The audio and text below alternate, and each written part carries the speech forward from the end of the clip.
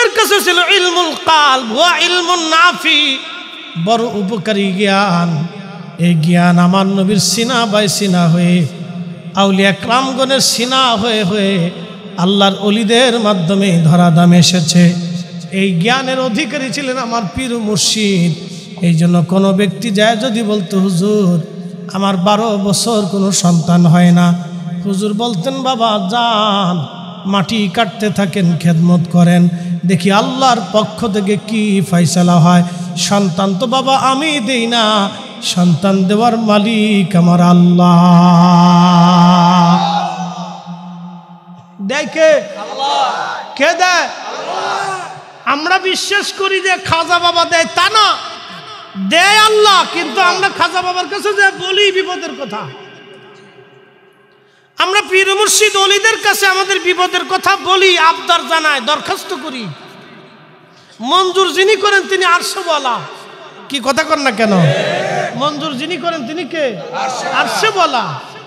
এখন আমি মসজিদের খতিব, আমার মসজিদে অনেক মুসল্লি, তো জুমাতে অনেকে এসে বলতেছে হুজুর, এই কালকে জুমাতে একজন এসে বলতেছে হুজুর সন্তানাদি হয় না, পরশু জুমাতে কালকে সন্তানাদি হয় না, 7 বছর বিয়ে করছি। আচ্ছা বলেন এই লোকটা আমার কাছে এসে তার সন্তানের কথা বলতেছে, আবদার করতেছে, দোয়া চাইতেছে, এটা কি শিরিক? কথা কর না কেন? শিরিক কি? তা আমি যদি তারে কইতাম আল্লাহর কাছে চান, আমার কাছে চাইতেছেন, আমার কাছে বলতেছেন, আল্লাহর কাছে বলেন। মানুষ বিপদে পড়লে মানুষের কাছে বলবে, আইনের জন্য পুলিশের কাছে, আদালতের আইনের জন্য উকিল মুক্তারের কাছে, এই জজ ব্যারিস্টারের কাছে মানুষ যাবে, তার দুঃখের কথা বলবে। অসুস্থ হলে ডাক্তারের কাছে বলতে হবে, না বললে তো হবে না। ওলিদের কাছে মানুষ যখন কখন যায়, ডাক্তারি বিদ্যা ফেল হয়ে গেছে, কঠিন রোগ, মাদ্রাস থেকে ফিরে আসছে, কিছুতেই ভালো হয় না, নিরুপায় হইয়া তখন তাহলে খাজা বাবার কাছে যায়, আল্লাহর ওলির কাছে যায়, যাইয়া বলতো যে হুজুর এই সমস্যা, সব থেকে ফেরত চলে আসছি, আপনার কাছে আসছি। তার মানে আপনি শেষ জায়গা দরখাস্তের, আর দরখাস্তের জায়গা আমার নাই, আমি সব চিকিৎসা শেষ করে ফেলছি, সব জায়গায় গেছি, আপনার কাছে আসছি। এখন খাজা বাবা কি কইছে বেটা আল্লাহ বাদ দিয়ে আমি দিয়ে দিব? এরকম তো কিছু শিখানো হয় নাই। মানুষ বিপদে পড়ে যায় বলছে, বলার পর কি হয়েছে, আমার এলাকায় এক ভদ্রলোকের 12 বছর হয় না, বাচ্চা কাচ্চা নাই, সন্তান। আসলে বলেন তো সন্তান কে বাজেট করে? একজনের সন্তান আছে 20 দিয়ে। আমি একবার তিরান দিতে গেছি, আমার স্টুডেন্ট লাইফে মাদ্রাসা থেকে দরবার শরীফ থেকে পাঠাইছিল, ওই জায়গার নাম হলো চর ভদ্রাসন চরে। তো চরের মানুষ তো সাধারণত শিক্ষা দীক্ষা থেকে একটু দূরে থাকে। তো এক মহিলার 11টা সন্তান। কয়টা? বাপরে বাপ, আমি দেখে বললাম সর্বনাশ, এত বড় বিশ্ববাহিনী। 11টা কম্বল দিতে গেছি, কম্বল শীতের সময়। তো কম্বল নিয়ে তো আমার যারা ছিলাম আমাদেরকে বলছে যে কার বাড়িতে কয়টা বাচ্চা কাচ্চা আছে, সদস্য কয়জন, ওটি হিসাব করে আনবে। তো গেছি, 11 জন সন্তান সিরিয়াল ধরে বসে রয়েছি, কুড়ে ঘর, পাটখড়ির বেড়া। পাটখড়ি তো চিনছেন আপনারা? পাটখড়ির বেড়া। কি গরিব মানুষ, আল্লাহ তারে 11টা সন্তান দিছে। বললাম চাচি 11টা সন্তান আল্লাহ আপনার দিছে। বাবারা আল্লাহ দিলে কি করার আছে? কথা তো সত্য, আল্লাহ দিলে তো করার কিছু নেই। আল্লাহ 11 জন দিছে, আবার এমনও ধনী আছে কোটি কোটি টাকার মালিক, একটা সন্তান নাই। তো বাজেট করে কে? আমরাও যারা পীর মুর্শিদের কাছে গেছি আমরা জানি বাজেট আল্লাহ করে। যারা শিরিকের ব্যাখ্যা দিতেছেন, শিরিক আমরা কোন বুঝি না, শিরিক আমরাও বুঝি। কোনটা আল্লাহর কাছে চাইতে হয়, কোনটা হুজুরের কাছে চাইতে হয়, কোনটা ইমামের কাছে বলতে হয়, কোনটা ডাক্তারের কাছে বলতে হয়, এটা আমরা বুঝি। বুঝি না তা কিন্তু না। শিরিকটা তখনই হবে যখন কোন পীর মুর্শিদকে খোদা মনে করে তার কাছে চায়। আমরা কেউ আল্লাহর ওলিদেরকে খোদা মনে করি না, আল্লাহর ওলি মনে করি, বন্ধু মনে করি। কথা কর না কেন, ঠিক কি না? তো লোকটা এসে বলতেছে 12 বছর কোনো সন্তানের দিই নাই। তো হুজুর বললেন বাবা সন্তান তো আর আমি দেই না, সন্তান আল্লাহর দপ্তর থেকে বাজেট হয়। বাবা তবে খেদমত করতে থাকেন, যদি আল্লাহ দয়া করে দেখি আল্লাহর পক্ষ থেকে আপনার জন্য কি সংবাদ আসে, আল্লাহ কি দেয় আপনাকে দেখি। তো হুজুর তো সারা রাত্র ঘুমাইতেন না, এটা একটা বিদ্যা, আপনার বুঝিতে পারবেন না। আমার মসজিদের ইমাম সাহেব এই অনেক মেয়েদের বিয়ে শাদী হয় না, এটা তদবির দেয়। তাই আমি বললাম আমার একটা তদবির দেন, আমার অমুক জায়গা চট্টগ্রামে একটা লোক আবদার করছে, তার বাচ্চার মেয়েটা বিয়ে হয় না। হুজুর অনেক কষ্ট, এটা তদবির আমি কোনো বেনিফিট খাই না, কিন্তু এটা তদবির দিতে গেলে আমার সারা রাত্রে একটা ইবাদত করতে হয়, এমনি হয় না। বলতেছে আমি সারা রাত্র আমার একটা ইবাদত আছে, এটা করার পরে আমি তদবির দিতে হয়, তো আমার অনেক কষ্ট হয়। বুঝতেছেন না? একটা তদবিরের জন্য সারা রাত থেকে পরিশ্রম করতে হবে, সারা রাত্র ওই ইবাদতে জিকিরে তার কাটাইতে হয়। তো আপনারা ভাবতেছেন যে হুজুর মনে যে গরু গোস্ত খাসির গোস্ত খেয়ে ঘুমাইছে না, না না, আপনারা নালিশ দিয়ে আসতেন আর হুজুর সারা রাত কাঁদত। আপনারা নালিশ দিতেন আর হুজুর সারা রাত্র কাঁদত। আপনার এই নালিশগুলি মকসুদগুলি পুরার জন্য আল্লাহর দপ্তরে কাঁদতে থাকতো, আল্লাহ ওরা আসছে আমার দিয়ে দেন, ওরা আইসে আপনি দিয়ে দেন। এত সহজ ভাবতেছেন দুনিয়াদারি, এত সহজ, এই বিদ্যা এত সহজ। ছেলের হাতের মোয়া নাকি যে ইলমুল কালব হইলেই পাওয়া যায়? সারা পৃথিবী খুঁজে দেখেন ইলমুল কালবের অধিকারী কয়জন আছে? ইলমুল কালবের অধিকারী সেই ব্যক্তি যখনই বলবে আল্লাহ এক্ষুনি বৃষ্টি দাও, 5 মিনিটের মধ্যে বৃষ্টি আসবে, তিনি হলো ইলমুল কালবের অধিকারী। যান আপনি সারা মুন্সিগঞ্জ খুঁজে দেখেন, সারা বাংলাদেশ তন্ন তন্ন করে তালাশ করেন, দেখেন কয়জন পান। সারা পৃথিবী খুঁজেন, এই অধিকারী কয়জন পান দেখেন। এদিকে ছেলের হাতের মোয়া নাকি বিদ্যা? আল্লাহু আকবার। আল্লাহর কোরআন বলতেছে ওয়া ইউআল্লিমুকুমুল কিতাব, আপনি নবী উম্মতকে কিতাব শিখাবেন, একটা ইলমে জাহির শিখাবেন আর একটা ইলমে বাতিন শিখাবেন, একটা ইলমে জাহির শিখাবেন আর একটা ইলমে বাতিন শিখাবেন। একসাথে কইলেন না মারহাবা? কষ্ট হইতেছে আপনাদের? ইলমে বাতিন নিয়ে আর একটা ওয়াজ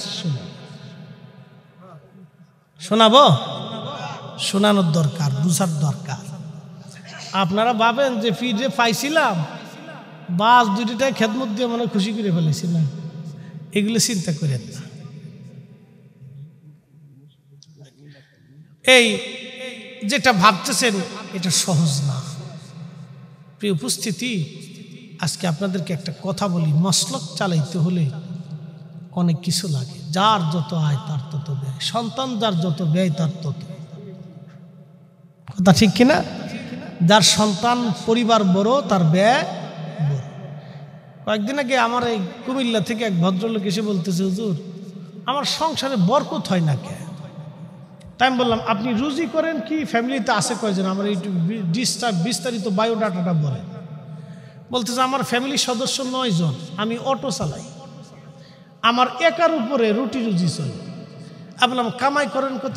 800, সর্বোচ্চ 1000 টাকা। আমি বললাম 800-1000 টাকা দিয়ে 10 জন মানুষকে আপনি কি করে চালাবেন? 10টা পেট খাইতে হবে, কাপড় আছে, বাসস্থান, ওষুধ, সেবা, চিকিৎসা, এই সামান্য অর্থ দিয়ে আপনি এত বড় ফ্যামিলি কিভাবে চালাবেন? এই জন্য বরকত হয় না ভাই। মনে কিছু নিয়েন না, আল্লাহর উপর সবর্দ দিয়ে এইভাবে চলতে থাকেন। আল্লাহ আপনারে তাদের জিম্মাদারিতে রাখছে, এটা আপনার জন্য পরীক্ষা, কিছু করার নাই। আপনার আয় এটাই চলতেছে, ভাববেন এটাই বরকত। আল্লাহ যের উপরে রাখে এর উপরে সন্তুষ্ট থাকতে হয়। কথা কন নাকি? ঠিক কিনা? আল্লাহ যেইভাবে রাখে এর উপরে সন্তুষ্ট থাকতে হয়, সন্তুষ্ট থাকতে হয়। খুবই মনোযোগ দিয়ে শুনিয়া যান। ইলমুল কালব দিয়ে একটু ঘন ঘন দিয়ে, ওই প্রত্যেক দিন 3টে-4টে করে মাহফিল, আমি কি করবো? কিছু করার নেই। কালকেও 3টে ছিল, তার আগের দিনও 3টে, তার আগের দিন 4টে, তার আগের দিন 4টে। তাহলে 4 দিনে মাহফিল করছি, 4 দুগুণে 8 আর 6 14টা, তো 1.5 ঘন্টা 2 ঘন্টা বয়ান। তো সিল্লে ফাল্লা আবার আবহাওয়ার চেঞ্জ, ঠান্ডা লেগে গেছে, এই জন্য চা আবার ঘন ঘন চাইতেছি। মনে কিছু নিয়ে না, না খাইলে আবার সুন্দর হইতো না। অ্যাটেনশন, ইলমুল কালব, যেই বিদ্যা দুনিয়ার কোন বিজ্ঞানীর কাছে নাই। কথা কন না কেন? আছে? কথা কন না? আছে? নেই। দুনিয়ার কোন বিজ্ঞানের কাছে বিদ্যা নাই। শাহজালাল ইয়ামানি মুজাররিদি জায়নামাজ দিয়ে নদী পার হইছে, সুবহানাল্লাহ কি বাড়ি যাইয়া? আচ্ছা বলেন, এই বিদ্যা বিজ্ঞানীদের কাছে আছে? নাই। এটা আমার রসুলের কাছে ছিল, রসুল উম্মতকে শিখিয়ে দিয়ে গেছে। এই জন্য আল্লাহ বলছে ওয়ায়ুআল্লিমুকুমুল কিতাবা ওয়াল হিকমা, আপনি কিতাব এবং হিকমত উম্মতকে শিখাবেন। অনেক কথা আপনাদেরকে বুঝাইলাম, সময়ের স্বল্পতা, আমাকে আবার একটু দূরে চলে যাওয়া লাগবে, তরিকতের মজলিস। বলছিলাম ওই পীর ভাই এসে বললেন হুজুর 12টা বছর সন্তান নাই। আল্লাহর ওলি বললেন বাবা খেদমত করতে থাকেন, আল্লাহর পক্ষ থেকে ফয়সালা না আসা পর্যন্ত আমার বলার অধিকার নাই। 3 দিন পর্যন্ত লোকটা খেদমত করলেন, মাটি কাটলেন, কষ্ট হলো। হুজুর 3 দিন পরে বললেন বাবা একটা লোক আসছিল, অমুক জায়গা বাড়ি। বলে হ্যাঁ হুজুর, লোকটাকে ডেকে নিয়ে আসেন। লোকটা আল্লাহ তার 12 বছর কোনো সন্তানাদি দেয় না, তার সাথে আমার কিছু কথা আছে। লোকটা আসার পরে হুজুর বললেন বাবা আপনি বাড়ি চলে যান, আপনার বিদায় দিলাম। আল্লাহ আপনার আশা মঞ্জুর করেছেন, আল্লাহ আপনাকে একটা সন্তান, পুত্র সন্তান আল্লাহ দিবে।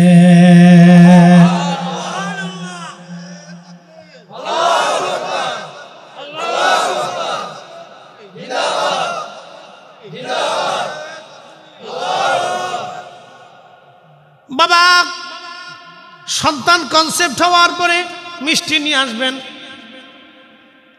যখন সন্তান কনসেপ্ট হলো ওনার স্ত্রীর গর্ভে, আল্লাহ রাব্বুল আলামিনের বান্দা মিষ্টি নিয়ে দরবারে গেলেন, আল্লাহর ওলির কাছে গেলেন মিষ্টি নিয়ে যাওয়ার পরে হুজুর বললেন বাবা বাচ্চা হওয়ার পরে আপনি আমার কাছে নিয়ে আসবেন, 6 মাস পরে আমি তারে চিনি মুখে দেওয়াই দিব, এবং বেশি করে বাবা মিষ্টি নিয়ে আসবেন। সন্তান প্রসব হলো, চিনি মুখে দেওয়ার দিনে তিনি অনেক মিষ্টি নিয়ে গেলেন। ভাইজান এটা আল্লাহর ওলিদের ইলমুল কাল, এটা অর্জন করার জন্য আমার পীর মুর্শিদ 30 বছর ধরে সাধনা করেছেন। তার 30 বছরের ক্লাসের মধ্যে প্রত্যেক দিন খাবারের আইটেম ছিল 1 বেলা অর্ধ চামচ। এটা ছিল ক্লাস। আমরা কামিল মুফতি পাস করতে আমরা 12, 22, 20, 22 বছর চলে গেছে ক্লাস 1 থেকে শুরু করে। আমাদের আলিয়া মাদ্রাসা একটু সময়টা বেশি লাগে। তারপরে লাস্টে যে সেশন জট করলে আর এক বিপদ। তো এই কামিল পাস করতে আমাদের 22-23 বছর শেষ হয়ে যায়। তো 22-23 বছর পার করছি একটা দুনিয়ার সার্টিফিকেটের জন্য, কিন্তু আল্লাহ পাওয়ার জন্য 40 দিনও সাধনা করি। এটা হলো আমাদের জীবনের সবচেয়ে বড় ব্যর্থতা। সে যেই পীরের মুরিদি হোক, বা যেই মুসলমানই হোক, আমরা প্রত্যেক মুসলমানের জীবনের ব্যর্থতা হলো দুনিয়ার জন্য পারাপারি করছে। দুনিয়ার সুন্দর একটা বিল্ডিং এর জন্য বিদেশ যাইয়া 5 বছর হাড় ভাঙানা খাটুনি করিয়া বিদেশে যাইয়া আমরা দেশে এসে একটা বিল্ডিং করি, একটা বিয়ে শাদী হয়, একটা ছোটখাটো ব্যবসা শুরু করে। কথা ঠিক কিনা? তার বাকি জীবনটা যাতে সুন্দর কাটে সেই জন্য সে 5 বছর হাড় ভাঙা খাটুনি করে, অথবা 10 বছর বা 15 বছর সে অনেক পরিশ্রম করে। কিন্তু আল্লাহ পাওয়ার জন্য পরিশ্রম কয়জনে করে? এটা হলো আমাদের মুসলমানদের ব্যর্থতা। এটা মুসলমানদের ব্যর্থতা, এটা আমাদের সবার ব্যর্থতা। কথা কন না, ঠিক কিনা? আমার পীর মুর্শিদ 30 বছর ক্লাস করছে, তরিকতের ক্লাস। কত বছর? 30 বছরে অর্ধ চামচ 1 বেলা খাবার ছিল তার। হুজুর বলতেন বাবা নামাজ তো দূরের কথা, তাহাজ্জুদের একটা ওয়াক্ত আমাদের দরবার শিবে আমরা বলি রহমতের সময়, এই একটা সময় পর্যন্ত বাবা জীবনে আমাদের কোনোদিন ফৌত হয় নাই, আমার জীবন থেকে ছুটে যায় না। সুবহানাল্লাহ কি আসতে হবে? আপনি শুধু নেগেটিভ দেখলে তো হবে না, পজিটিভটা দেখতে হবে।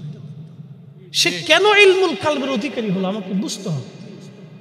শিরিক বেদাত দিয়ে আমি যদি কথাবার্তা বলিয়া এটা 2-1 লোকের জন্য, আমার ভুলের জন্য যদি আমার পীরের দুর্নাম তৈতে পারে না, পারে? ভুলটা তো আমার, আমি করছি। আমি 88 থেকে এসে আমি নামাজ পড়ি না, নামাজ আমি পড়ি না। নামাজ তো সব মুসলমানের জন্যই ফরজ, ও যে কোনো মুসলমানের জন্য তো নামাজ পড়তেই হবে। সুদ হারাম, সব মুসলমানের জন্য হারাম। কি কথা কন না কেন, ঠিক কি না? রোজা রাখতেই হবে, সব মুসলমানকে রোজা রাখতেই হবে। এটা কোনো ফিরের মুরিদ, কোনো বাছাবাছি নেই, এটা সব মুসলমানের জন্য। কেউ যদি 38 থেকে ঘুরে এসে রোজা না রাখে তাহলে তো ওনার দোষ না, দোষটা তো ওই ব্যক্তির জন্য তো একটা সংগঠন দোষী হইতে পারে না, ব্যক্তির জন্য তো রাষ্ট্র দোষী না। আমাদের দেশের রাষ্ট্র আমাদেরকে কিন্তু ঠকায় না, আমি বুঝাই, রাষ্ট্র কিন্তু আমাদেরকে ঠকায় না। এই রাস্তা বানানোর সময় রাষ্ট্র কিন্তু যেখানে 1 কোটি টাকা দরকার সেখানে 1 কোটি বাজেট করে। তো 1 কোটি টাকা বাজেট করার পরে এর নিচ থেকে আস্তে আস্তে শিয়াল কুত্তা খাইতে খাইতে পরে রডের বদলেতে বাঁশ দিয়ে দেয়। এর দোষ কি রাষ্ট্রের না ব্যক্তির? রাষ্ট্রের তো দোষ না, রাষ্ট্র তো ঠিকই 1 কোটি টাকা বাজেট করছে, আমাদের রাষ্ট্রের কোনো দোষ নেই। রাষ্ট্র কিন্তু জনগণের জন্য, কিন্তু চুরি করতেছে আমি আর আপনি। কি কথা কন না কেন? ইসলামের কোনো দোষ না। আমার ভুলের জন্য হিন্দু যদি আমারে গালি দেয়, তোরা বেটা মুসলমানরাই ভালো না, তাহলে মুসলমানরা কি খারাপ? মুসলমানরা তো ভালো, কিন্তু 2 জন মুসলমানের জন্য তো সারা মুসলমানের দোষ হইতে পারে না, 2 জন মুরিদের জন্য তো সারা 88 দোষ হইতে পারে না। এগুলো হলো আমাদের অ্যাটিটিউড, ধ্যান ধারণার বিষয়। আমি ছোট্ট করে আপনাদেরকে বুঝাইলাম, কষ্ট দিয়ে না, ভালোবাসা দিয়ে বোঝানোর চেষ্টা করছি। তো উপস্থিতি, আপনারা শুধু নেগেটিভটা দেখবেন না, পজিটিভটা দেখার দরকার। সে যেই হোক, আমরা কারো দুর্নাম সুন্নাম করি না, এগুলো আমাদের অভ্যাসের আদতের বাহিরে। আমার ফিরও কোনোদিন কারো গীবত করে নাই, করছে? করে না। বাবারে, ভুল ত্রুটি ছাড়া পৃথিবীতে কোনো মানুষ নাই, গুনাহ ছাড়া কোনো ব্যক্তি নেই। নিজের গুনাহ মাফ হয়েছে কিনা এটা চিন্তা করতে থাকেন, নিজের গুনাহ মাফ হয়েছে কিনা চিন্তা করেন। রসুল করিমের জীবনে 23 বছর ধরে রসুল ওয়াজ করছে, আবু জাহেল নবীরে মারছে, উতবা সাইবা মুগিরা আবু লাহাবে নবীরে মারছে, কিন্তু আল্লাহ রসুল সাল্লাল্লাহু আলাইহি ওয়াসাল্লাম কোনোদিন আবু জাহেল উতবা সাইবা সম্পর্কে একটা ত্রুটি বাচ্চ কটু বাক্য নবী কোনোদিন করে নাই। কথা কন না কেন? ঠিক কিনা? করে নাই, তাদের চরিত্র নিয়েও কথা বলে না। এই জন্য ওলি আল্লাহদের বিষয় নিয়ে যারা বাজে কথা বলে, এদের মনস্তাত্ত্বিক সমস্যা, তারা অসুস্থ আত্মা। কথা কন না? কি আত্মা? জোরে কন, কি আত্মা? সমাজে যারা কিলিকবাজি করে ঝামেলা বাঁধায় তারা অসুস্থ আত্মা। কন, কি আত্মা? অসুস্থ আত্মা। ফ্যামিলির ভিতরে যারা কিলিকবাজি করে ঝগড়া ফাসাদ বাঁধায়, এটি অসুস্থ আত্মা। কি আত্মা? অসুস্থ আত্মা। এগুলি অসুস্থ আত্মা। তাহলে আমাদেরকে নফসে মুতমাইন্নার অধিকারী হইতে হবে, প্রশান্ত আত্মা হইতে হবে। কাকে সন্তুষ্ট করব? আল্লাহকে। জোরে বলেন, কাকে? আল্লাহ। আল্লাহ আমাদের প্রত্যেকের কবুল করুক, সকলে বলেন আমিন। আমরা আল্লাহকে খুশি করব। এলেমের বাহাদুরি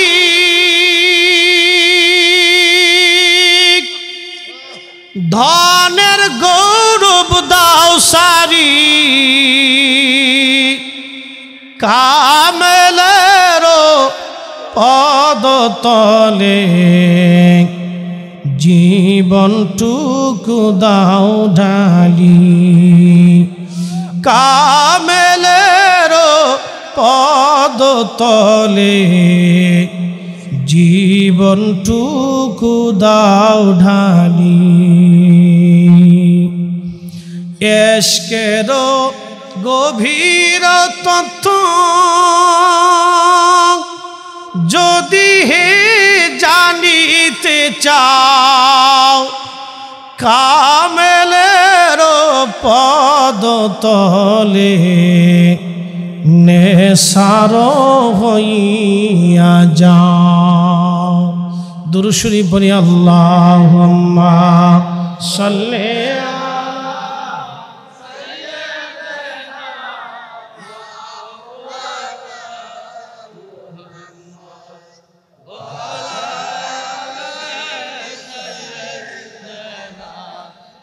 মাওলানা মুহাম্মদ। আল্লাহুম্মা সাল্লি আলা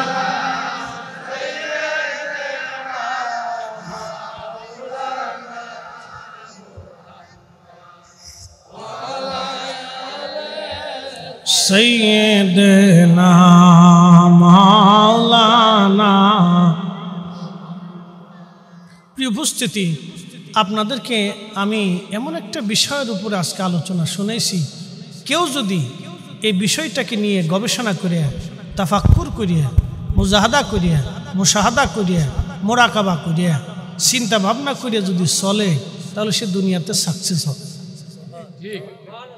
নিজের নফসকে কুরিপু থেকে দূরে রাখতে হবে। একটা কথা মনে রাখবেন, দুনিয়াতে আমরা বাঁচি কতদিন? সামান্য সময় না? আচ্ছা, দুনিয়ার এই সামান্য 50 বছর, কাকার বয়স কত? বাপরে বাপ, আপনি তো বুড়ো হন নাই। 68 বছর বয়স, এরকম 70, 80, 85 বছর যাদের হয়েছে। আমি এই গড়পড়তে হিসাবে 80 বছরই ধরলাম। 80 বছরের একটা ছোট্ট জীবন। কতটুক জীবন? ছোট্ট, একবারে ছোট্ট জীবন। আমি বুঝাই আপনারে। তারুজুল মালাইকাতু ওয়ার রূহু ইলাইহি ফি ইয়াউমিন কানা মিকদারুহু 50 আলফ সানা। দুনিয়ার 50,000 বছর যত বড় হবে, হাসরের মাঠটা একদিন হবে তত বড়। আমার দিক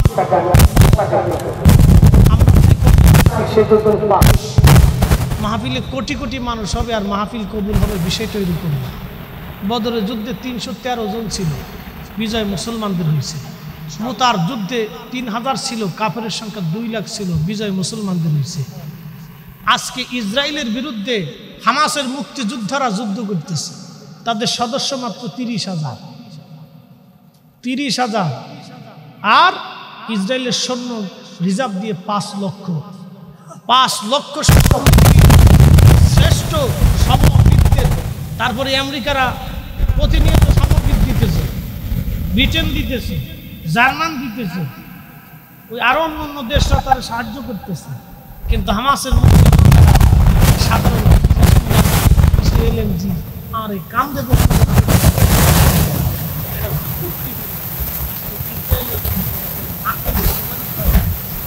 কি কথা কন না কেন? ইসরায়েল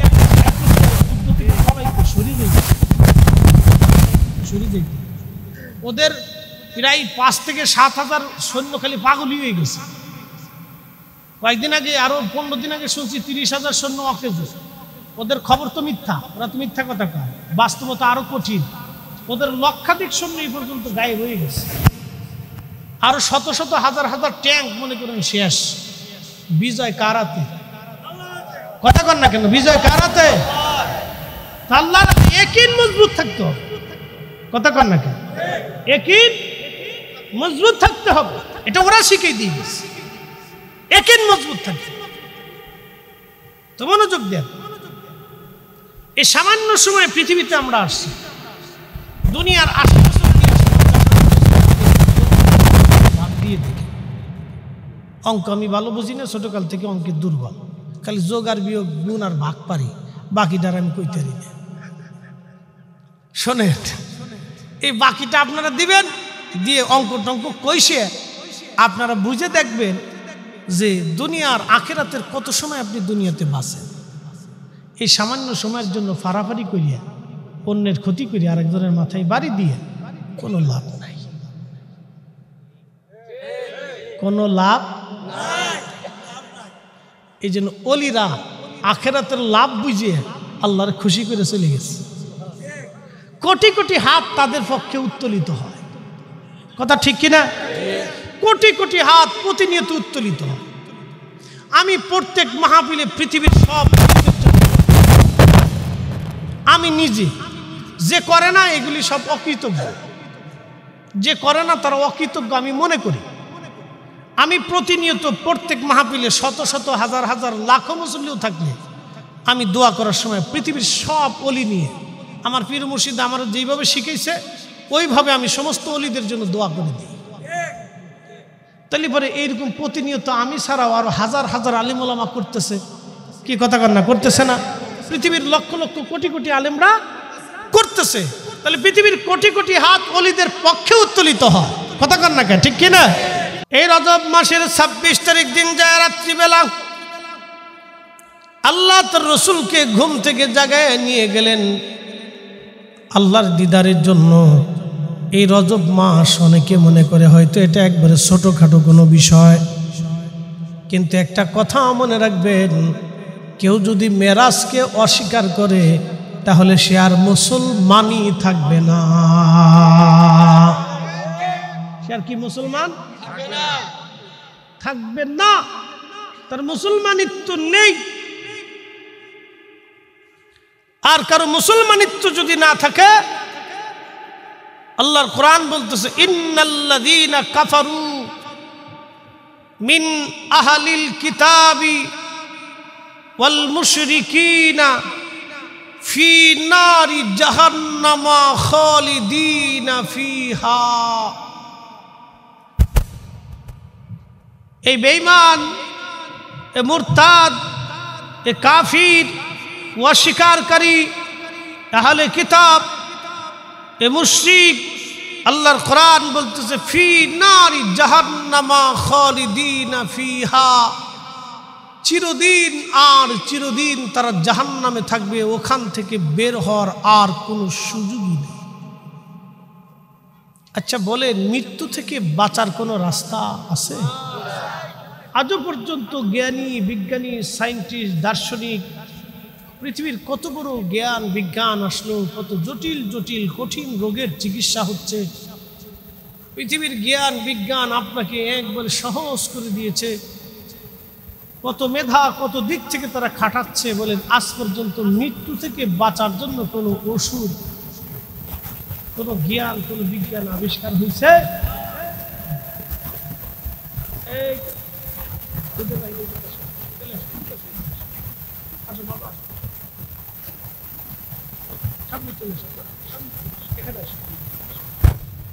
হ্যাঁ, ওই যে ওরা বসে দিচ্ছে, ওদের মতো বসে। হ্যাঁ ঠিক আছে, এলা মুসল্লি আপনার দরকার।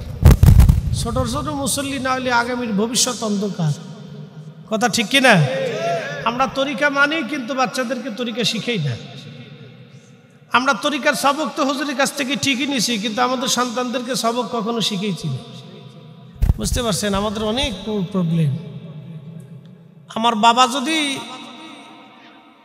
এ দরবারের মুহিব্বিন না হতেন, জাকের না হতেন, তাহলে আমার নসিব অন্যদিকে ছিল। শোনেন, অন্য মাদ্রাসায় চলে যেতাম, সুন্দরদের আপনাদেরকে কায়দা মতো বাসবুস যা দিয়ে দিতাম, বুঝছেন না? তো এই জন্য আমাদের সন্তানদেরকে তৈরি করতে হবে।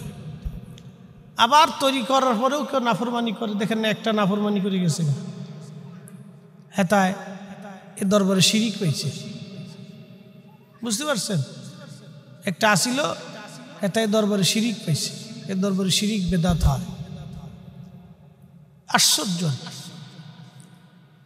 ৭৫ বছরের ইতিহাসে এই ধরনের নাফরমানি কেউ করেনি। তো খুব মনোযোগ দিয়ে নাফরমানের শাস্তি হবে। একটা কথা মনে রাখবেন, সূর্য সূর্যের জায়গায় থাকে, মেঘ তাকে ঢাকতে চায় কিন্তু মেঘ ঢাকতে পারে না, মেঘ চলে যায়। সূর্য আবার আলো বিকিরণ করে। অলিরা হচ্ছে সূর্যের মতো, তারা পৃথিবীতে আল্লাহর পক্ষ থেকে আলো বিকিরণ করতে থাকে। নবীর কদমের নূরকে তারা বিকিরণ করে। কিছু মেঘ মাঝে মধ্যে ঢাকতে চায় কিন্তু ঢাকতে পারে না, এটা আবার ফুটে উঠে। কথা বলেন ঠিক কিনা? আবার এটা চালু। প্রিয় উপস্থিতি,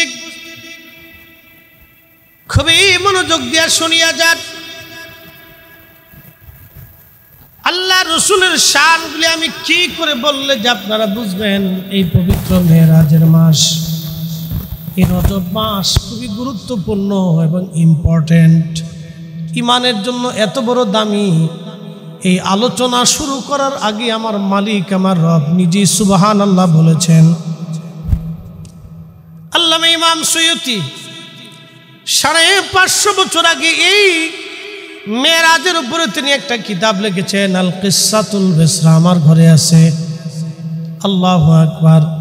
এত সুন্দর একটা কিতাব উনি উপহার দিয়েছেন এই মুসলিম মিল্লাতকে। উনি ওই জমানার মুজাদ্দিদ ছিলেন, ওই জমানার অনেক বড় আল্লাহর ওলি ছিলেন এবং বিশ্ববিখ্যাত মুহাদ্দিস ছিলেন। 2 লক্ষ হাদিস ওনার কণ্ঠস্থ ছিল, সিনার মধ্যে জমা ছিল। ওরা ছাত্ররা বলল, হুজুর 2 লক্ষ হাদিস আপনি কিভাবে বলে দিতে পারেন? ইমাম সুয়ুতী বললেন, বাবারে, সূরা ইখলাস যেইভাবে মুখস্থ বলতে পারি 2 লক্ষ নবীর হাদিস আমি ওইভাবেই বলে দিতে পারি। 75 বার আল্লাহর নবীর সাথে স্বপ্নে তার কথা হয়েছে, 33 বার জাগ্রত হালতে রাসূলের সাথে দিদার হয়েছে। স্বপ্নে হওয়াটা আরো সহজ, কিন্তু জাগ্রত হওয়াটা আরো কঠিন। রুহানি সুরতে আল্লাহ রসুল আসাটা, নবী আসছে রুহের সুরতে, রুহের পাওয়ারে, আর তার সাথে দেখা করতেছে, কথা বলতেছে, এই শক্তিটা আলাদা। এটা আমি আপনাকে এই দুনিয়ার জ্ঞান বিজ্ঞান দিয়ে বুঝাইতে পারবো না। দুনিয়ার জ্ঞান বিজ্ঞান দিয়ে আপনাকে এটা বুঝাইতে পারবো না। এটা ভুক্তভোগী ছাড়া কেউ বুঝে না, এটা ভুক্তভোগী ছাড়া কেউ জানে না। আর এটা খুব কঠিন, দিলওয়ালা ইয়াকিনওয়ালা লোক ছাড়া বিশ্বাস করতে পারে না। কারণ আবু বকর সিদ্দিক রাদিয়াল্লাহু আনহুর কাছে যখন মেরাজের কথা বলা হলো, তখন কিন্তু তিনি বিনা দলিলে এক বাক্যে বিশ্বাস করছিল, কোনো দলিল চান নাই। কি কথা কন না কেন, ঠিক কিনা? দলিল চান নাই, কোনো দলিল লাগে নাই, বিনা বাক্যে রাসূল বলছে হ্যাঁ এটাই ঠিক, নবী বলছে বলে হ্যাঁ এটাই ঠিক।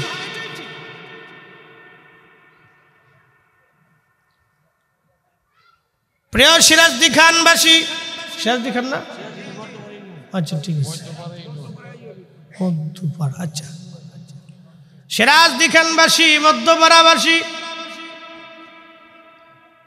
ওইলো আর কি, মালখানগর, ভালদিয়া, মধ্যপাড়া। 1 বাক্যে বাংলাদেশ, 2 বাক্যে দুনিয়া, শেষ। আমরা এক জগতের অধিবাসী, এটার নাম পৃথিবী। যে দেশি হন, যে ভাষায় হন, যে বাক্যে হন, যে এলাকারই হন, যে বংশেরই হন, যে পীরের মুরিদ হন, কোরআন কিন্তু আমাদের একটাই। কোরআনে যেটা হালাল এটা সবার জন্যই হালাল, কোরআনে যেটা হারাম এটা সব পীরের মুরিদের জন্যই হারাম। কথা ঠিক কিনা? না, আমরা আট্টুসি আলাদের জন্য আবার সিস্টেম ভিন্ন আছে। নামাজ কি আমরা আলাদা সিস্টেম? এখন কারা সৌদি আরব থেকে এসে বুকের উপর বাঁধে জোরে ছিলেন, তারাবির নামাজ 8 টাকাত বানাইছে, 12 রাকাত চুরি করছে। এতদিন মনে মানুষ খালি কইতে আট্টুসি আলারে বুঝি ভণ্ড, হন যে আরো বিরাট বড় ভণ্ড আছে, এরা বুঝে সাটপা পাঠায়, দেখতেছে আরো টুপিওয়ালাও ভণ্ড দেশে আছে। কথা কন না কে? খালি ভণ্ড না, মারাত্মক ভণ্ড। আট্টুসিয়ালারা আপনাদের কাছে এসে ওয়াজ নসিহত করেছে, জিকির ফিকির করাইছে, কেউ হয়তো দাঁড়ায় জিকির করে, কেউ হয়তো বসে করে, এটা নিয়ে আপনারা মাতামাতি করছেন। এই আমাদের জিকির একটু দমি দমি আছে, কেউ খফি করে, কেউ জলি করে। খফি জিকিরের আমাদের একটা পদ্ধতি আছে, কেউ খফি করে, কেউ জলি করে। খফি জিকিরের পদ্ধতি কি? নিজের কালবের দিকে নজর দিয়ে শুধু শ্বাস এবং নিঃশ্বাসের জিকিরটা হয়,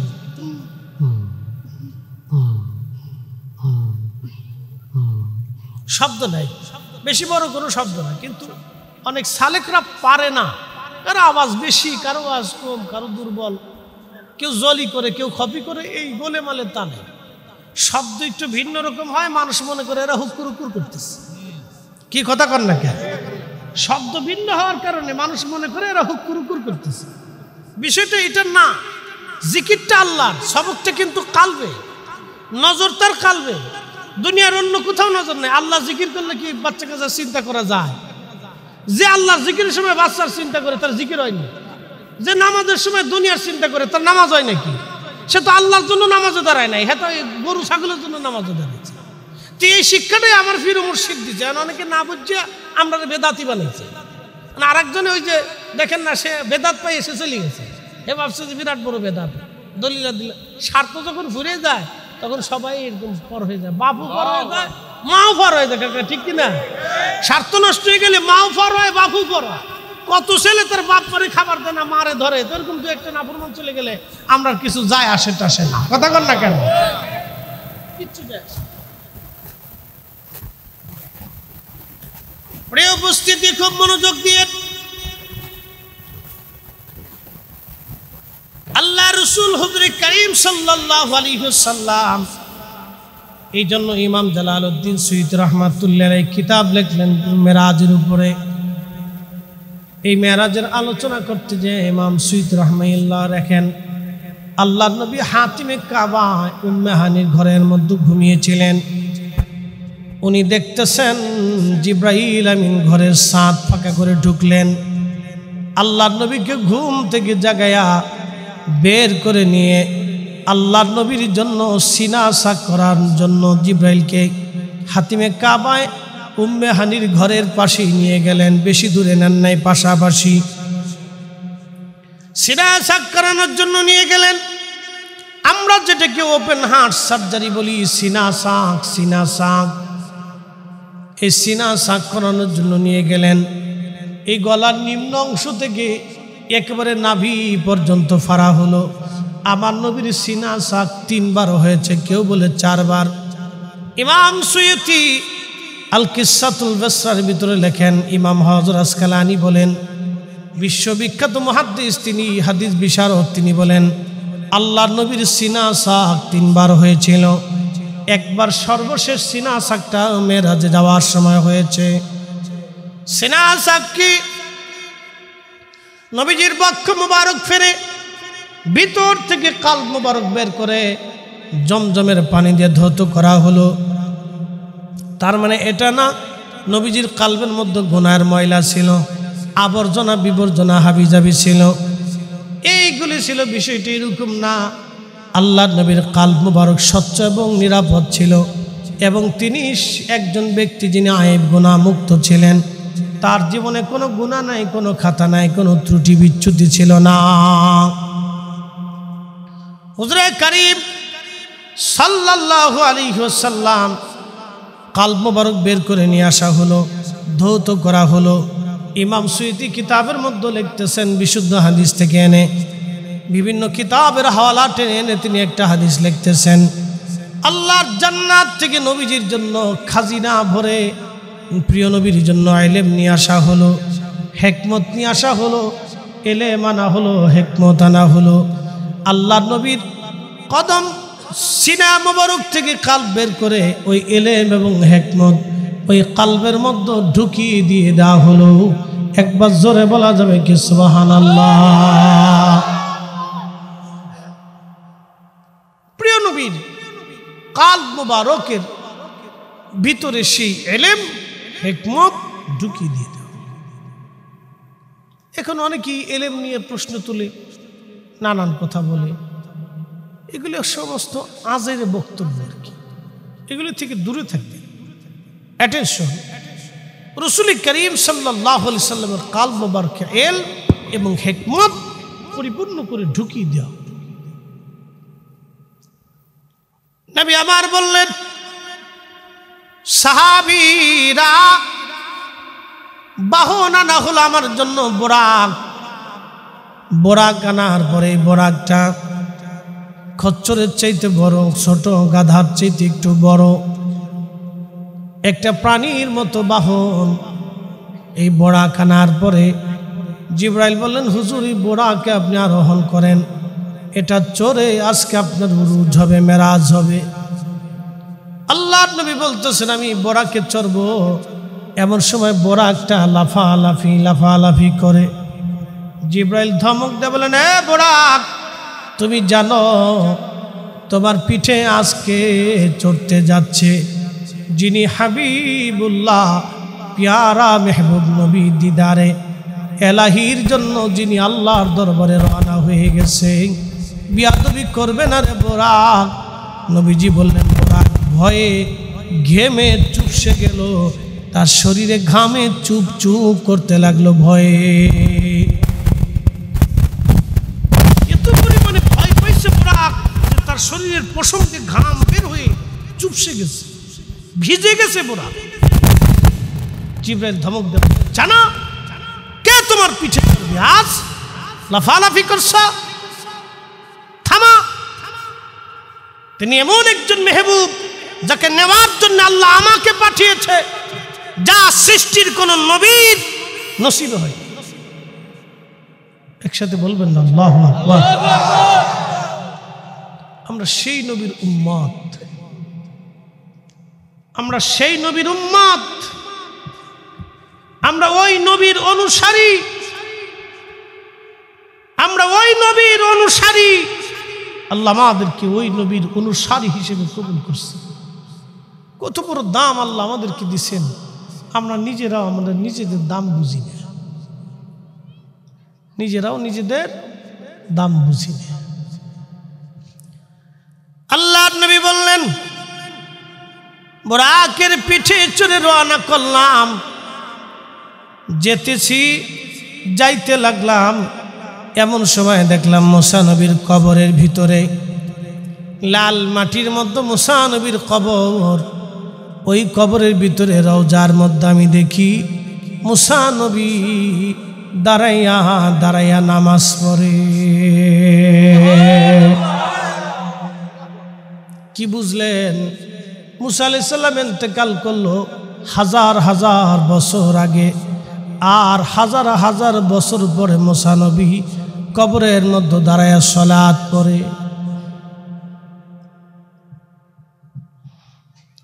মানুষ মারা যাওয়ার পরে কোরআন বলতেছে, মিনহা খালাকনাকুম ওয়া ফিহা নুঈদুকুম ওয়া মিনহা নুখরিজুকুম তারাতান উখরা। এই মাটি থেকে তোমারে বানাইলাম, এই মাটির মধ্যে তোমাকে আবার মিশিয়ে দেব, এই মাটি থেকে তোমারে আবার পুনরুত্থিত করব। ওয়া ইদাল কুবুরু বুসিরাত আলিমাত নাফসুম মা কদ্দামাত ওয়া আখখারাত। আল্লাহর কোরআন বলতেছে, ওই কবর থেকে তোমাকে পুনরুত্থিত করে আমি আমার রবের বিচারের সম্মুখীন তোমাকে করব, হাসরের মাঠে দাঁড়া করাবো।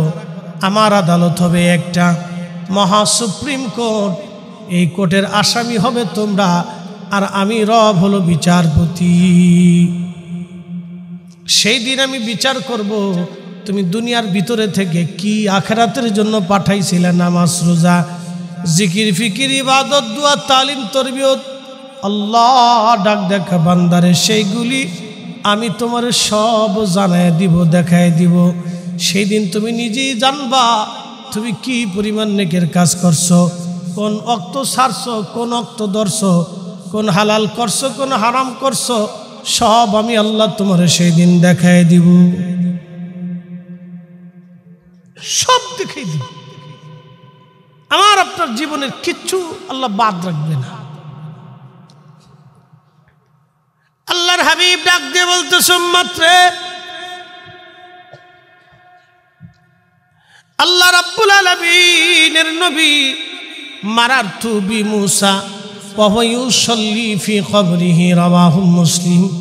আমি দেখলাম মুসা নবী কবরের মধ্যে দাঁড়ায় দাঁড়ায় সালাত পড়ে। একবার জোরে জোরে বলা যাবে কি সুবহানাল্লাহ?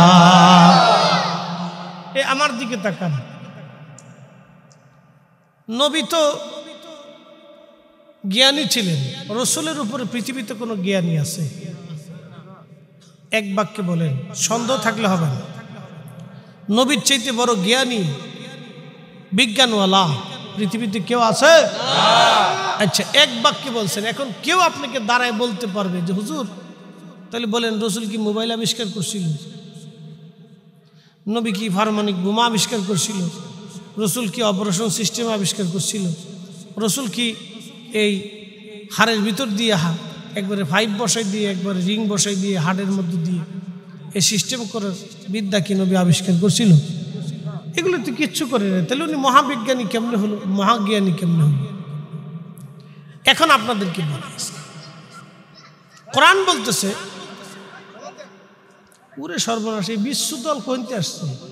বাপরে বাপ, এই যার যার বিশ্ব তার তার কাছে রাখেন, বাচ্চা কাচ্চা ধরে রাখেন। ওরা তো বুঝে না, ওদের কাছে আজকে মজা লাগতেছে, ওদের চিন্তা আজকে ঈদের মতো আনন্দ পাইছি, মজা হইতেছে, এই ঘোরাফেরা দৌড়দৌড়ি পারাপারি।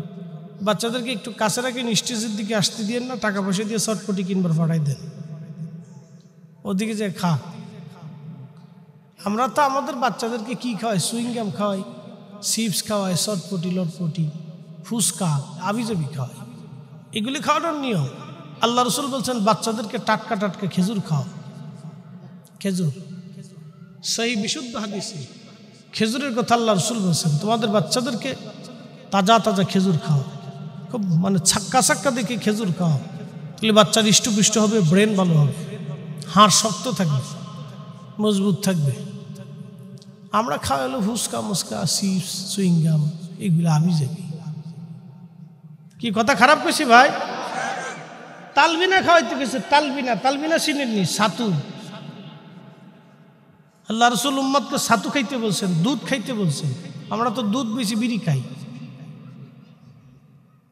কথা খারাপ, যদিও খারাপ শোনা যাচ্ছে, কষ্ট হচ্ছে, কথা তো সত্য। রসুল করিম বলছেন উম্মত প্রত্যেক দিন কিছু না কিছু দুধ পান করবা, প্রত্যেক দিন। এই সুন্নতটা আমার হুজুরের মধ্যে দেখছি। অল্প একটু হলো হুজুরকে আমরা দুধ খাইতেন, প্রত্যেক দিনই খাইতেন, পান করতেন। আপনারাও করবেন। অন খাবেন কি দুধের ভিতরে ভেজাল, এনু ভেজাল, চারপাশে শুধু ভেজালের ভেজাল। এই ভেজালে পরে আমরা মহা ভেজালের ভিতরে বসছি।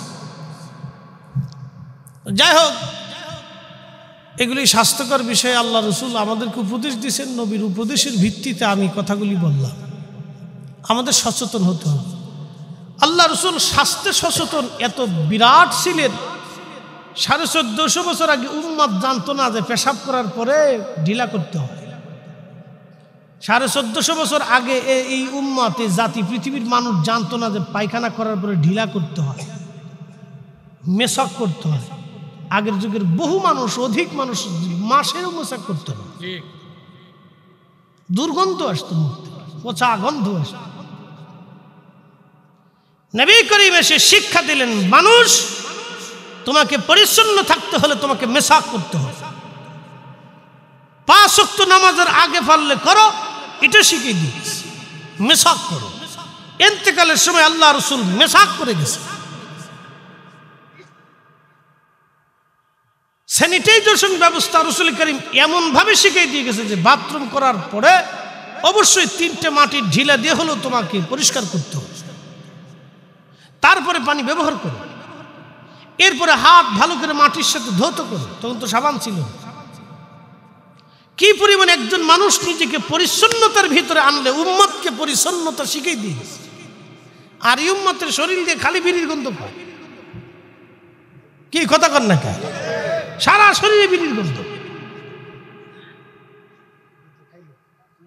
1450 বছর আগে রসুল করিম স্যানিটাইজেশন ব্যবস্থা, নিজেকে পরিচ্ছন্ন রাখা, পরিষ্কার রাখার জন্য রসুল করিম এত শিক্ষা দিয়ে গেছে, যা পৃথিবীতে কোনো জ্ঞানী, মেধাবী, বিজ্ঞানী কিছুই দিছে। তখন জ্ঞান বিজ্ঞানের কোনো ধারই ছিল না। জীবন্ত মেয়ে সন্তানদেরকে মানুষ কবর দিত। সাহাবী বলতেছি, ইয়া রাসূলুল্লাহ, আমি 9টা কন্যা জীবন্ত কবর দিয়েছি আমার নিজে। কি দিলগুলি তাদের পাথরের চাইতে শক্ত ছিল। আপনার মেয়েকে যদি আপনি একটা থাপ্পড় দেন তো দেখবেন আপনার কলিজার ভিতরে চিনচিন করে ব্যথা করে। ওরে খুশি না করা পর্যন্ত আপনার কাছে ভালো লাগে না। ব্যথা ওরে দেন নাই, আপনি নিজে ব্যথা হয়েছে। কথা ঠিক কিনা?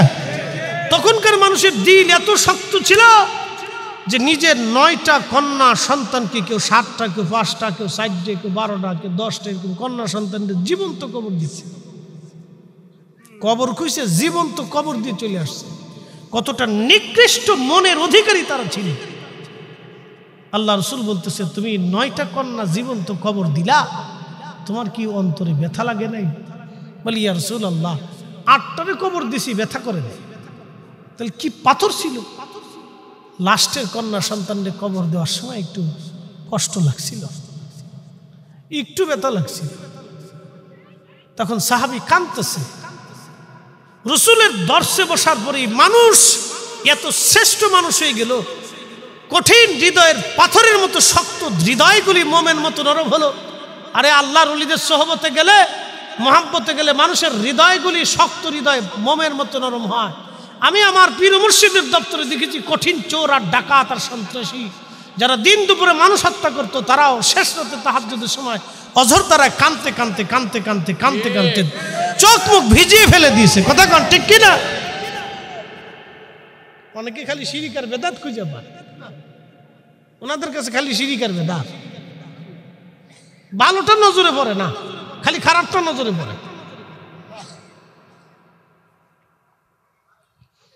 এই জন্য আউলিয়া কেরামের প্রকৃত ওলিদের দর্শে বসলে তাদের দিল, পাথরের দিলগুলি মোমের মতো নরম হয়ে আসে।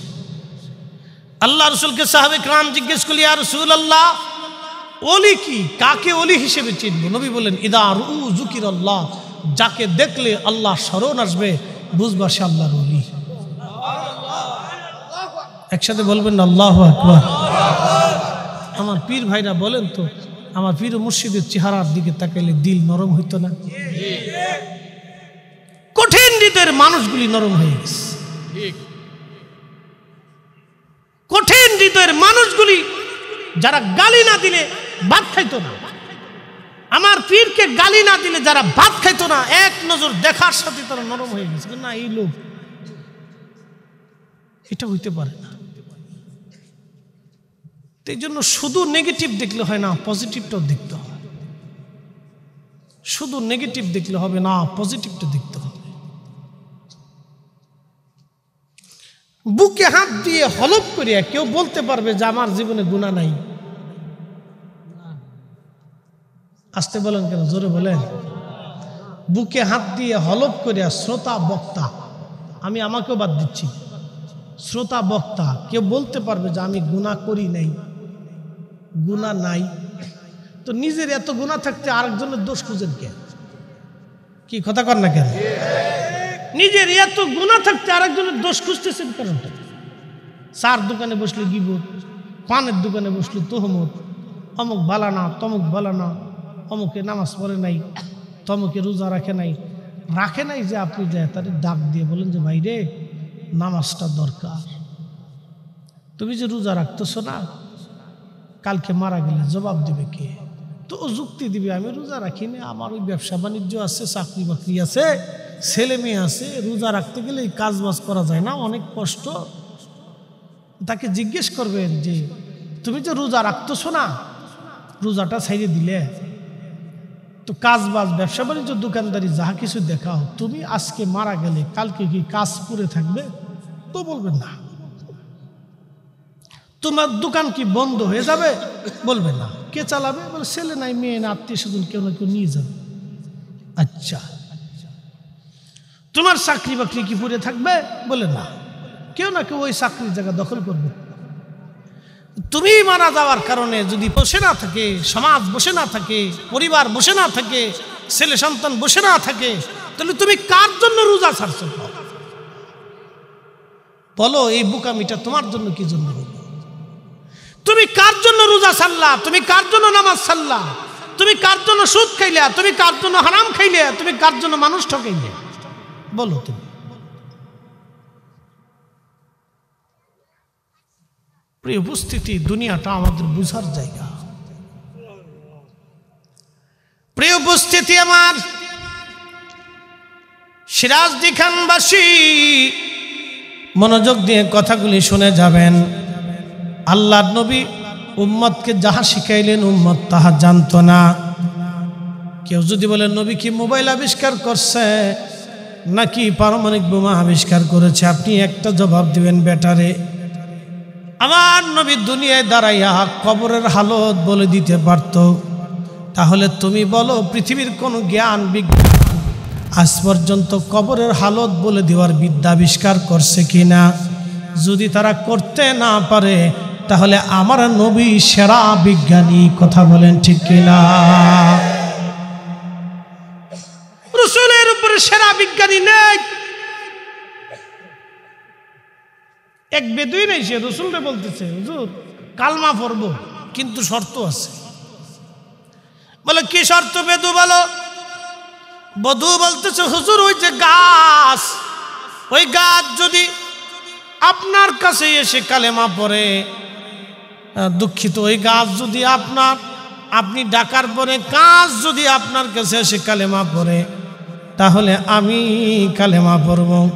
আল্লাহর নবী বলেন, বধু তুমি গাছের কাছে চলে যাও, আমাকে গাছকে ডাকতে হবে না, তুমি গাছের যায় বলো রহমাতুল লিল আলামিন তোমাকে ডাক দিয়েছে, তলব করেছে। বধু যাইয়া গাছের কাছে বলে, গাছ রে, রহমাতুল লিল আলামিন তোমার দাঁত তলব করেছে, তুমি আসো। গাছ ডান দিকে একটা মুচুর দিল, বাম দিকে একটা মুচুর দিয়া সমস্ত শিকড়গুলি উঠাইয়া ওই শিকড় দিয়ে দিয়ে বেয়ে বেয়ে হেঁটে হেঁটে আল্লাহর নবীর সামনে এসে তার ডালপালাগুলি গুছাইয়া কুচাইয়া গাছ তার মাথা নিচু করে আমার নবীকে সালাম দিতে লাগলো। জোরে বলেন সুবহানাল্লাহ।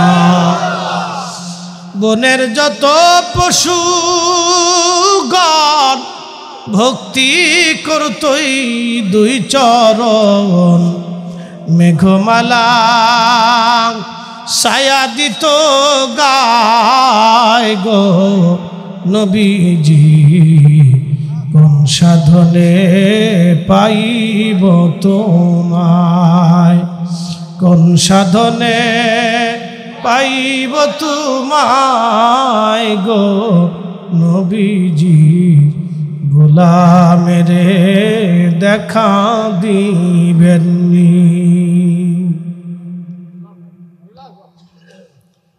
হাজিরিন, গাছে নবীর সামনে দাঁড়ায় বিজ্ঞানী। পৃথিবীর কোনো জ্ঞান বিজ্ঞান আজও পর্যন্ত আবিষ্কার হয় নাই। গাছের ডেকে দিলে গাছ দৌড়ায় দৌড়ায় তার পিছে পিছে আসবে।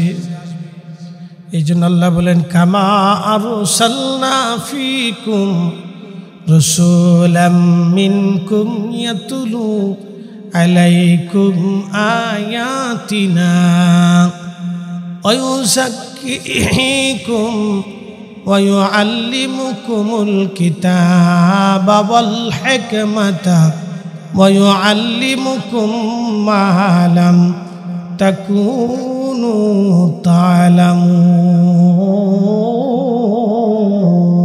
ওমর রাদিয়াল্লাহু আনহুর জামানায় বাস্তব প্রমাণ দিয়ে যাচ্ছে। হযরত ওমরের জামানায় মিশর জয় হলো। সেনাপতি আমর ইবনুল আস মিশর জয় করার পরে ওই মিশরের মানুষদের একটা আদত ছিল, অভ্যাস ছিল, প্রত্যেক বছর নীল নদের জোয়ার চলে যাইত, আবার জোয়ার আসতো। জোয়ার চলে যাওয়ার পরে তারা একটা কাজ করত, একটা কুমারী সুন্দরী রূপসী একটা মেয়ে দেখে তারা ওই কুমারী মেয়েটাকে ধরে নিয়ে নীল নদের পারে পানির কিনারে নিয়ে তারা জবাই দিত। চিন্তা করেন কি বিভৎস নিয়ম, কি কঠিন একটা বিভৎস আইন। আপনি একটু কল্পনা করেন তো, শিহরে উঠল এই আইনটা যদি, নিয়মগুলি যদি সারা পৃথিবীতে থাকতো, এই ধর্ম যদি সারা পৃথিবীতে থাকতো, তাহলে আপনার মেয়েটা যদি এই আওতার ভিতরে চলে আসতো, তাহলে আপনার কলিজা কেমন লাগতো যে আপনার একটা মেয়ে আজকে জবাই হয়ে যাবে, নিরপরাধ একটা বেহুদা একটা জবাই করা হচ্ছে, আপনার কাছে কেমন লাগতো? একটা বিভৎস আইন, যার আইনের কোন। ইমাম জৌজি 900 বছর আগে উয়ুনুল হেকায়াতের মধ্যে তিনি লিখতেছেন, ইমাম আবুল ফারাজ ইবনুল জৌজি বন্ধু হযরতে আমর ইবনুল আসের কাছে সংবাদ গেল, লোকেরা একটা কুমারী মেয়ে ধরে নিয়ে নীল নদের পারে নিয়ে তাকে জবাই দেওয়ার জন্য নিয়ে গেছে, বলি দিবে। ওই রক্তগুলি গড়ে গড়ে নীল নদের পানির মধ্যে যাওয়ার পরে নীল নদের পানির মধ্যে জোয়ার আসতো। বন্ধু আমার, এবার ওই লোকগুলি নিয়ে যাওয়ার পরে আমর ইবনুল আস দৌড়াই গেলেন, সৈন্যদেরকে নিয়ে গেলেন, তলোয়ার বের করে বলেন, হে মিশরবাসী, এই দেশটা এখন আমরা মুসলমান দখল করেছি, আল্লাহর আইনে দেশ চলবে, সাবধান, তোমাদেরকে বলতেছি, এই মেয়েটাকে যদি তোমরা হত্যা করো তাহলে আমার তলোয়ার তোমাদের গর্দান কেটে ফেলবে। এই আইন আর এই মিশরের জমিনে চলবে না, এই আইন আর মিশরের জমিনে চলবে না, এই আইন বন্ধ করে দিতে হবে।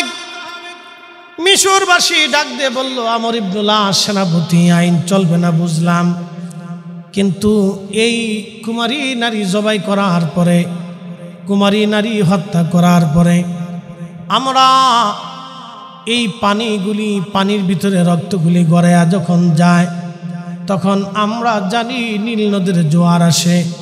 তোমরা যদি এই আইন বন্ধ করতে চাও তাহলে অবশ্যই নীল নদের জোয়ার আইনে দেওয়া লাগবে। কি এক কঠিন চ্যালেঞ্জ! যে আমরা তো কুমারী নারী জবাই করার পরে রক্ত পানিতে যাওয়ার পরে এই পানি জোয়ার আসে, তো তোমরাও যদি এই আইন বন্ধ করতে চাও তো জোয়ার তোমরা ভিন্নভাবে আইনে দাও, তাহলে আমরা কুমারী হত্যা বন্ধ করে দেব। তাদের যুক্তি তো সুন্দর। সেনাপতি আমর ইবনুল আস চিন্তা করল, জোয়ার আমি কেমনে? নিরুপায় হইয়া তিনি খলিফাতুল মুসলিমিন ওমরের কাছে চিঠি লিখছেন।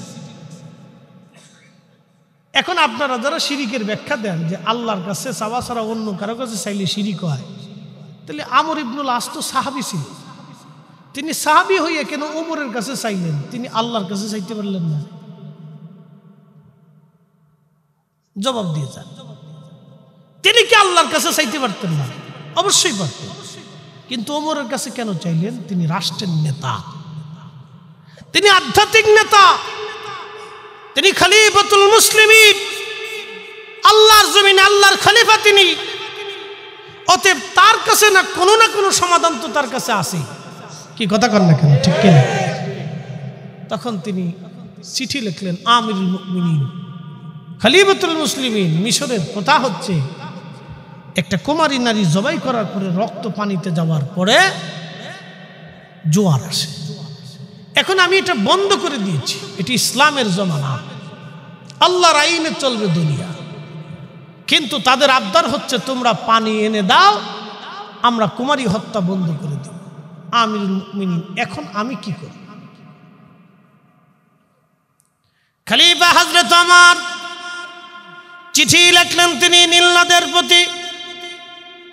চিঠিখানা লেখে কাপড়ের টুকরাটা ভাঁজ করে বেঁধে দিয়ে বার্তাবাহককে বললেন, সেনাপতি আমর ইবনুল আসের কাছে যা বলবা সে যাতে এই চিঠিখানা নিয়ে নীল নদের মধ্যে ছেড়ে দেয়, বাকি চিন্তা কাউকেই করতে হবে না। একবার জোরে জোরে বলা যাবে কি আল্লাহু আকবার? পাওয়ার আসেনিও? কথা কর না কেন, পাওয়ার আসেনি? ওই আল্লিমুকুমুল কিতাব ওয়াল হিকমা, ও নবী আপনি উম্মতকে সেটা শিখাবেন, হিকমত এবং কিতাব। ওই আল্লিমুকুম মা লাম তাকুনু তা'লামুন, উম্মত যেটা জানে না আপনি নবী সেটা উম্মতকে শিখাবেন। এ জাতি জানতো না নীল নদের জোয়ার কিভাবে আনতে হয়, এটা ওমরকে নবী শিখিয়ে দিয়ে দিয়েছে। একসাথে কইলেন না মারহাবা? চিঠি লিখে ছেড়ে দিলেন। সেনাপতি আমর ইবনুল আস রাদিয়াল্লাহু আনহু তিনি দ্রুত গতিতে সবাইকে নিয়ে, লোক লস্কর নিয়ে এবং ওই মিশরবাসীদেরকে নিয়ে চিঠিখানা নিয়ে নীল নদের মধ্যে ছেড়ে দিয়ে চলে আসলেন।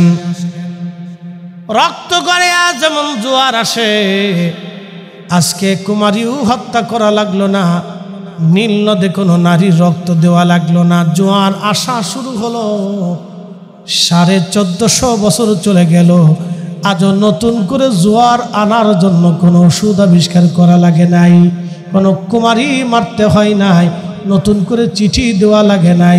1450 বছর ধরে নীল নদ চলতেছে, চলতেছে, চলবেই থাকবে, কিয়ামত পর্যন্ত চলতে থাকবে। একবার জোরে বলা যাবে কি আল্লাহু আকবার? পাওয়ার আসেনি? ও কথা কর না কেন, বরকত আসেনি? সাহাবে আজমাইন বলল, ইয়া আমিরুল মুমিনিন চিঠিতে কি লেখছে? জোয়ার এসে গেল, নীল নদে আপনার কথা শুনলো। নীল নদের কি ভাষা জ্ঞান আছে? বাংলাদেশের মাদ্রাসায় পড়াশোনা করছে, কোনো বিদ্যালয়ে পড়ছে, নীল নদে ওমরের কথা শুনলো। কারণটা কি?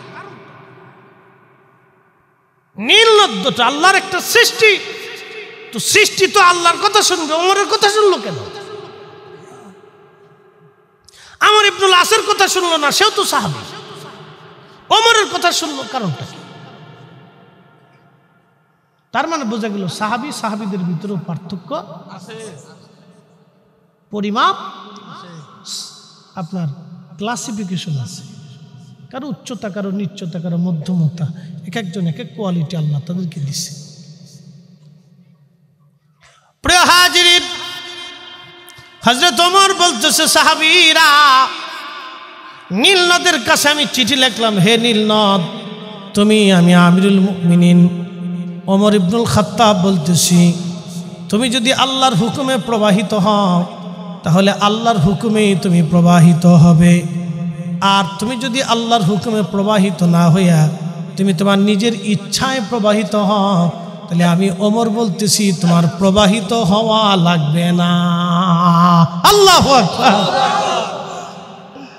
নীলনদ, তুমি যদি তোমার ইচ্ছায় প্রবাহিত হও তাহলে তোমার প্রবাহিত হতে হবে না, কারণ আমি ওমর আল্লাহর গোলাম, তুমিও নীলনদ আল্লাহর গোলাম, তুমিও আল্লাহর আইনে চলো, আমি ওমরও আল্লাহর আইনে চলি, যাও, ছেড়ে দিছি।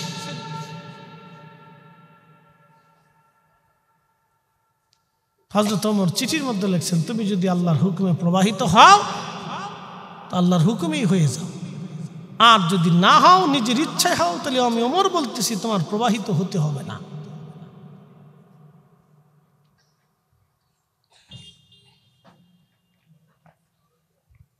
সাড়ে 1400 বছর ধরে নীলনদ চলতেছে।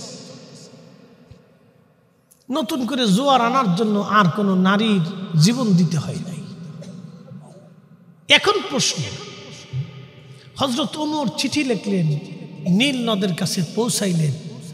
নীল নদ তো আরবি ভাষা জানে না, বাংলা ভাষাও জানে না, হিব্রু ভাষাও জানে না, ও তো একটা নদী, এটা আল্লাহর একটা সৃষ্টির অংশ। তাহলে ওমরের বার্তাটা নীল নদের কাছে যিনি পৌঁছাইলেন তিনি আল্লাহ। তাহলে হযরত ওমর আল্লাহর কাছে মঞ্জুরিয়ত ছিল, আর ওমর এই আধ্যাত্মিক ইলমুল কালবের বিদ্যা শিখেছেন রাসূলের কাছ থেকে, যেই বিদ্যা দুনিয়ার কোনো বিজ্ঞান ও জ্ঞানের কাছে নাই। কথা বলেন ঠিক না? এটাই সত্য। এটার নাম হচ্ছে ইলমুল কালব ওয়া ইলমুন নাফি। মিশকাতের কিতাবুল ইলমের হাদিস, এটা ইলমুল কালব। বলে হুজুর, ইলমুল কালব কিভাবে অর্জন হয়? এটা তাসকিয়াতুন নফসের মাধ্যমে হয়, পৃথিবীর অন্য কোনো সিস্টেম নেই। তাসকিয়াতুন নফস, নফসকে কন্ট্রোল করার মাধ্যমে হয়। দুনিয়ার সমস্ত কুরিপু থেকে, দুনিয়ার সমস্ত কুরিপু থেকে, শয়তানের সমস্ত কর্মকাণ্ড থেকে নিজেকে নিবৃত করিয়া নিজের নফসকে আল্লাহর জন্য কুরবানি করে দিতে পারলেই এই নফস জিন্দা হয়ে যায়। তখনই রব বলতেছে, ইয়া আইয়াতুহান নাফসুল মুতমাইন্না, হে নফসে মুতমাইন্না, হে প্রশান্ত আত্মা, আল্লাহর সন্তুষ্টির দিকে আসো। ইরজিই ইলা রাব্বিকি রাদিয়াতাম মারদিয়্যা, তুমি, আমি আমার মালিকের সন্তুষ্টির দিকে আসো। তুমি আমাকে সন্তুষ্ট করছো, তুমি আমি আল্লাহকে খুশি করছো, তুমি আমি আল্লাহকে রাজি করছো। আমি আল্লাহ তোমার উপরে রাজি, আমি আল্লাহ তোমার উপরে রাজি, আমি আল্লাহ তোমার উপরে রাজি। ফাদখুলি ফি ইবাদি ওয়াদখুলি জান্নাতি, তুমি আমার জান্নাতে চলে আসো, জান্নাতে আসো। এই জন্য ওলিরা ইন্তেকালের পরেই তাদের কবরকে আল্লাহ রওজা বানায় দেয়। আল্লাহর কোরআন কর্তৃক সাবিত, আল্লাহর কালাম কর্তৃক সাবিত। আল্লাহর কোরআন দলিল দিচ্ছে, আমার সন্তুষ্ট প্রাপ্ত আত্মা আমি আল্লাহর কাছে আসার পরেই কবরটাকে আমি আল্লাহ জান্নাত বানাই দিই। আর জোর আর জোর আর জোর। যেন রাসূল করিম বলছেন, আল কবরু রাউজাতুম মিন রিয়াজিল জান্নাহ, কারো কারো কবর আল্লাহ রাব্বুল আলামিন জান্নাতের বাগান বানায় দেয়। কিসের বাগান বানায়? জান্নাতের বাগান বানায় দেয়। এই জন্য বহু ওলি ইন্তেকালের পরে তাদের শরীর পচে না। এই জায়গা মতো চলে আসছি। মুসা আলাইহিস সালাম কবরের ভিতরে নামাজ পড়ে, হাজার হাজার বছর পরেও কবরে জিন্দা। একসাথে কইলেন না মারহাবা? কবরে কি জিন্দা? কারণ কি? নফসে মুতমাইন্না, তারা আল্লাহ সন্তুষ্ট প্রাপ্ত আত্মা, নবীরা। এরপরে কারা? সিদ্দিকরা। এরপরে কারা? শহীদরা। এরপরে কারা? সলিহিনরা। এরা আল্লাহর সন্তুষ্ট প্রাপ্ত আত্মা। এরা কবরে যাওয়ার সাথে সাথে তাদের কবরকে আল্লাহ রওজা বানায় দেয়। এটা আমি বলছি না আল্লাহ বলছে? দলিল কি আমরা না আল্লাহ? আল্লাহটা। আমি আমারটা বলি নি ভাই।